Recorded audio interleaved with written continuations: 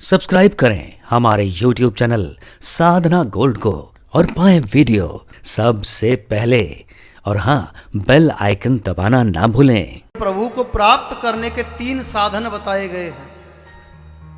पहला साधन कर्म मार्ग का है, दूसरा साधन ज्ञान मार्ग का है, तीसरा साधन भक्ति मार्ग का है।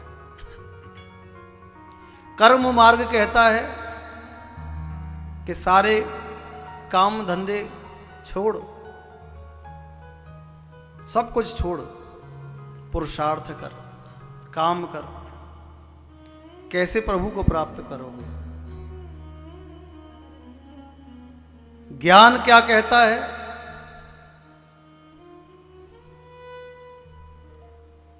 हवन कर, तप कर, तब प्रभु को प्राप्त कर। सब छोड़, ज्ञान का मार्ग अपना ले।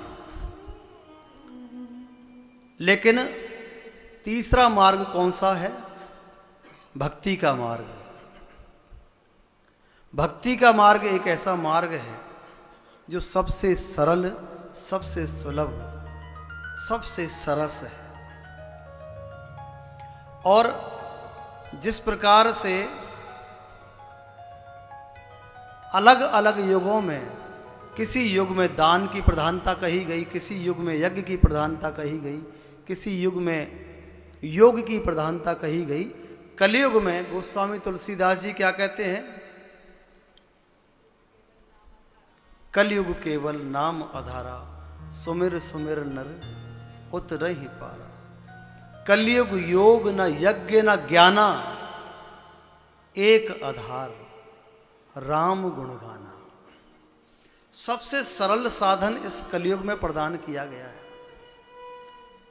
तो सबसे बड़ी बात तो यह है कि हमें इतना अच्छा साधन मिला है कि बस प्रभु का नाम लेते रहना है।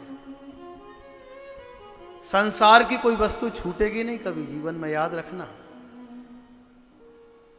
जो व्यक्ति अपने जीवन के एक समय का, कोई गुटखा खाने वाला हो, कोई बीड़ी पीने वाला हो, कोई शराब पीने वाला हो, एक समय के ये व्यसन नहीं छोड़ सकता।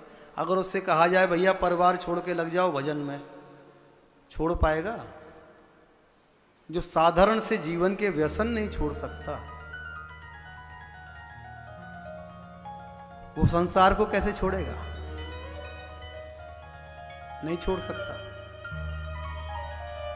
इसीलिए भगवान धर्म संस्थापनार्थाय की भावना से नैनाभिराम भगवान श्री राम के स्वरूप में, चित्त तत्व की प्रधानता से भगवान कपिल के रूप में, और आनंद सुधा सिंधु के स्वरूप में भगवान कृष्ण के रूप में इस धराधाम पर प्रकट होते हैं।